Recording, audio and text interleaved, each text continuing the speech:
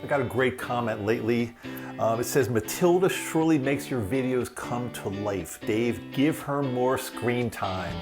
And that's from Dog Bus Drivers. Well, Dog Bus Drivers, be careful what you wish for because your wish just might come true.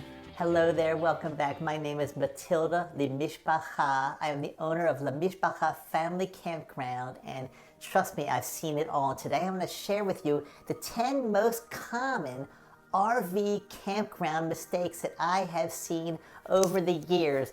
As the owner of a campground, I've seen the good, the bad, the ugly, the crazy, the weird. So let's get right into it, and I want to thank you all for being here again. These are not in any particular order, but the 10 most common RV campground mistakes, starting with number 1, is you're too aggressive with your itinerary and you drive too many miles. You think you can drive so far to get to a campground, but by the time you get there, you're tired, you're worn out, you start making mistakes. You're just not in the mood to do anything fun once you get to the campground. Don't be so aggressive on your itinerary. Be reasonable, be realistic. Don't drive too many hours. It's better to get there early and kind of kick back and relax and just have fun at the campground.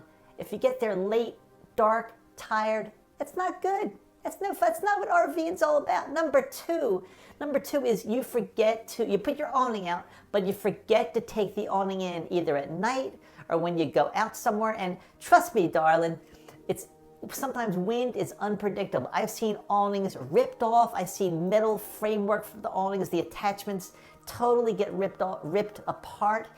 It becomes a big mess. And just because you think you have one of those automatic wind detectors, they don't work half the time. They're not that good. So make sure either if you go out or you go to sleep at night or the wind's picking up, retract that awning, bring it back in, be safe, or you could sustain a lot of damage and be out a lot of money. I don't want to see you do that, honey. I really don't.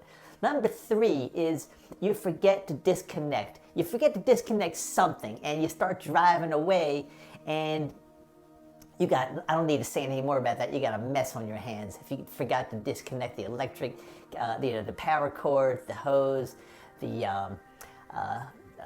whatever kind of connections you got, you know what I'm saying, to the sewer, all this stuff.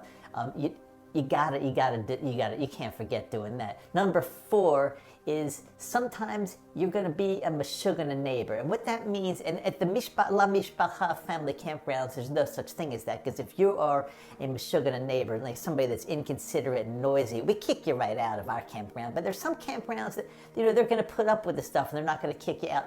Be a kind, peaceful, considerate neighbor, and it'll get you a lot of good karma points, darling. I swear to you, there's no question about that. Be nice, respect people, treat people that are at the campground the way that you would want to be respected and treated as well. Number 5, a big mistake I see a lot of times is you get in, you're tired, you're just too lazy, and you don't level your RV right. And by not leveling correctly, it sets you up for all kinds of problems. And you know what I mean. One of the main things, if you're not leveling correctly, is your refrigerator is not going to work. But not only that, if it's not leveled properly and you try to turn that refrigerator on, it could burn it out somehow and really do a lot of damage to the fridge. And not only that, if you're not leveling properly, you're going to be sleeping at all kind of different angles, and it's not going to be right, and you're not going to get a good night's sleep, and things are going to be falling all over the place. Take your time to level that RV, darling. I swear it'll be very important for you. Number 6 is a lot of people just forget a lot of essential stuff that they should bring. I've been the owner of L'Mishpacha Campground for a long time. People come in, they forget their hoses, they forget repair kits, all kinds of stuff, like maybe even tape. If you spring a leak somewhere, you want to have special kind of tape and tape it up. They just forget. Now at L'Mishpacha Family Campground, we got like a little store there and you can buy stuff, but why would you have to do that? Suppose you're in the middle of nowhere and there's no store. You got to make sure, have a little checklist and bring all the essentials that you think you could possibly need.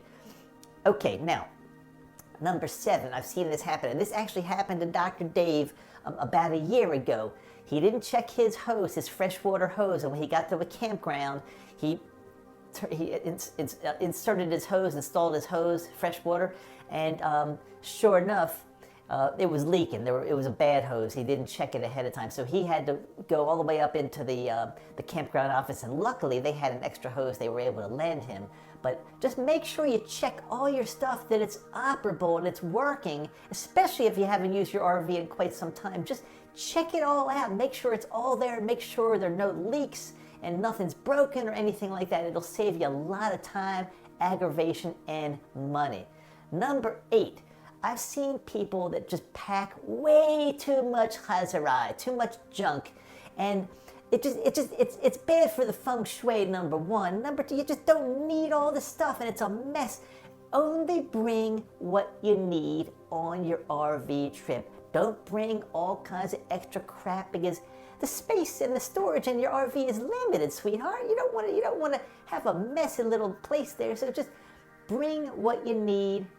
Err on the side of having too little, but again, don't forget the essentials. But you don't need to bring 15 changes of clothes. There's just no reason to do that, darlings. Just no reason at all. Number nine, people, before they pull out, they forget to check and recheck. We recommend walking around the entire rig at least 2 times, checking everything to make sure you brought your antenna in, your what do you call the fan? What do you call it? I got like a mental block here. What do you call that? Your fantastic fan. Make sure that's down. Make sure everything's closed up, locked up, nothing's connected. Do a little check and recheck at least 2 times, and even if 2 different people from your party can walk around, because there's always going to be something that you miss, and I don't want to see you pull away and something just gets totally messed up. Number 10, I've seen this happen at the L'Mishpacha Family Campground more often than you ever believe, but people, especially that are new to RV, and they'll come in and they'll start knocking over trees and fences and breaking up all kinds of stuff. And not only does it do damage to our campground, which they have to pay for, but not only that, but it does damage to their rig. They're messing up mirrors and things. It's make sure you know how to drive your rig and you know how to use the mirrors properly and the backup cameras, and just be careful. If there's no hurry, it's better to do it slowly and do it right than to be breaking things all over the place.